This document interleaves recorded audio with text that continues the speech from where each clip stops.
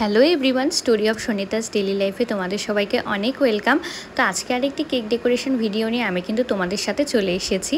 আর এর আগে কিন্তু এই কেকটার একটা ফার্স্ট পার্ট আছে, যেটা আমার ইউটিউবে শর্টসে আপলোড করা আছে। এটা হলো তার মানে টোটাল টিউটোরিয়ালটা। তো আমিও কিন্তু তোমাদের মতন প্রথম এত সুন্দর কেক বানাতে পারতাম না, কিন্তু একটা কাজকে যতটা ভালোবাসবে আর যত বেশি সময় দিবে ততটাই পারফেক্ট হবে। ঠিক যেরকম আমার হচ্ছে আজকে, আমি যখন প্রথম কেক বানাতাম আমি কিন্তু কখনোই 2 টায়ারের কেক বা 3 টায়ারের কেক বানাতেই পারতাম না। আমার খুব ভয় লাগতো কেকটাকে একটার উপরে আরেকটা কেককে বসাতে।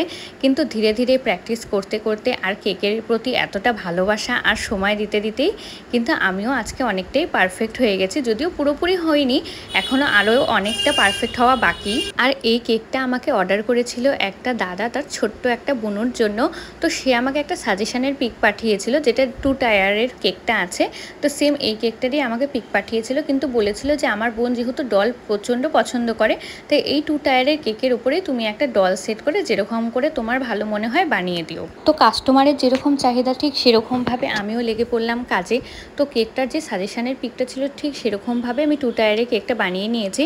এরপরে আমি উপরে একটা ছোট্ট ডল কেক বানিয়ে সেটা বসিয়ে দিয়েছি।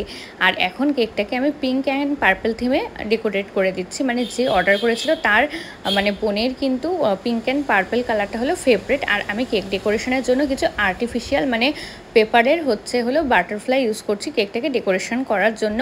আর পুতুলটার কিন্তু আমার ড্রেস পরানো হয়ে গেছে, এখন শুধু উপরে ড্রেসটা পরাবো, তাহলেই রেডি হয়ে যাবে কেকটা। আর কেকটার ফুল লুকটা কিন্তু আমি তোমাদের সাথে শেয়ার করব। কেকটার উপরে আমি কিছুটা স্প্রিঙ্কেলও ইউজ করেছি, যাতে কেকটা দেখতে আরও বেশি সুন্দর লাগে। পিঙ্ক অ্যান্ড পার্পলের উপরে হোয়াইট কালারের স্প্রিঙ্কেলটা কিন্তু খুবই ভালো লাগে। আর তোমরা যারা 2 টায়ারের কেক বানাবে, কেকটাকে কিন্তু অনেকক্ষণ আইসিং করে একটু ফ্রিজে রেখে দিও, তাহলে কিন্তু খুব সহজেই তোমরা একটার উপরে আরেকটা কেককে সেট করতে পারবে। আর এটা হলো কেকটার ফাইনাল লুকটা। কেকটা তোমাদের কীরকম লাগছে কমেন্ট সেকশনে অবশ্যই জানিও। আমার ভিডিওটা ভালো লাগলে অবশ্যই লাইক কমেন্ট সাবস্ক্রাইব।